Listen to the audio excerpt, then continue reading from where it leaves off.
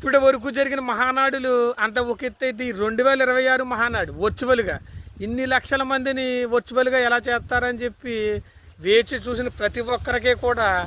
ఇంత ఘనంగా చేసి చూపించిన తెలుగుదేశం పార్టీ కార్యకర్తలకి, అలాగే వర్కింగ్ ప్రెసిడెంట్ లోకేష్ గారికి, నారా చంద్రబాబు నాయుడు గారికి, టెక్నికల్ టీంకి ఖచ్చితంగా అభినందించాలి. 16 లక్షల మంది హాజరయ్యారండి ఈ వర్చువల్గా. ఏదో గంట 2 గంటలు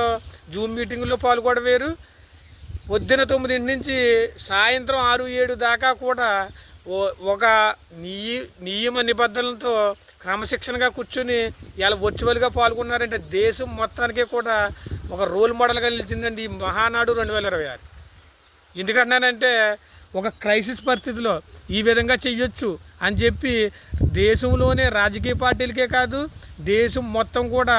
ఏదైనా అనుకూలంగా లేని పరిస్థితిలో ఒక వర్చువల్గా చెయ్యొచ్చు మనం అని చెప్పి చేసి చూపించి సక్సెస్ అయిందంటే అది ఒక తెలుగుదేశం పార్టీ యొక్క కార్యకర్తల క్రమశిక్షణ, వర్కింగ్ ప్రెసిడెంట్ లోకేష్ గారి ఆలోచన, చంద్రబాబు నాయుడు గారి నిబద్ధత, ఈ 3 కలిపితేనే సక్సెస్ రేట్ అండి. కార్యకర్తలకి దేశం మొత్తం మీద సభ్యత్వం ఇచ్చిన, లేకపోతే గుర్తింపు ఇచ్చిన, సభ్యత్వం కార్డులతో పాటు ప్రమాద బీమా కలగజేసిన, హెల్త్ కార్డులు ఇచ్చిన కార్యకర్త అధినేత అని చెప్పి కార్యకర్త యొక్క సంక్షేమం కోసం ఎప్పుడు వేచి చూసి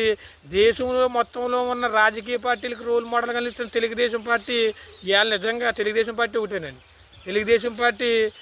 అంటేనే ఒక గుర్తింపు, తెలుగుదేశం పార్టీ అంటేనే ఒక సామాన్య కార్యకర్తలకి గుర్తింపు తెచ్చే పార్టీ. కాబట్టి ఈ విధంగా వర్చువల్గా జరిగిన 2026 మహానాడు కార్యక్రమాన్ని ఇంత ఘన విజయం సాధించిన ప్రతి ఒక్క తెలుగుదేశం కార్యకర్తకు